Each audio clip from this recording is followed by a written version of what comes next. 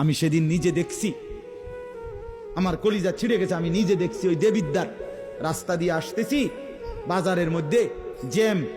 হঠাৎ আমার নজর জানালা দিয়ে বাহিরে দেখলাম একটা স্কুল পড়ুয়া মেয়েটা আপনার স্বাভাবিকভাবে জড়সড় হয়েই হাইটা যাইতেছে সামনে দিয়া। ঠিক মেয়েটার এক হাত পিছনে একটা ছেলে আপনার এই বড় মোবাইল দিয়া, মেয়েটা হাঁটতেছে মেয়ের মতো, এই জানোয়ারে পিছন থেকে ভিডিও করতে করতে মেয়ের যাইতেছে পিছন। আমার মন চাইছে জানালা খুলে বলি, বোন তোর পিছনে কুত্তা লাগছে, তোর পেছনে কি লাগছে? কুত্তা লাগছে, তুই তোরে কুত্তা থেকে বাঁচা। বলেন মুসলমান এত নিকৃষ্ট হয় কিভাবে?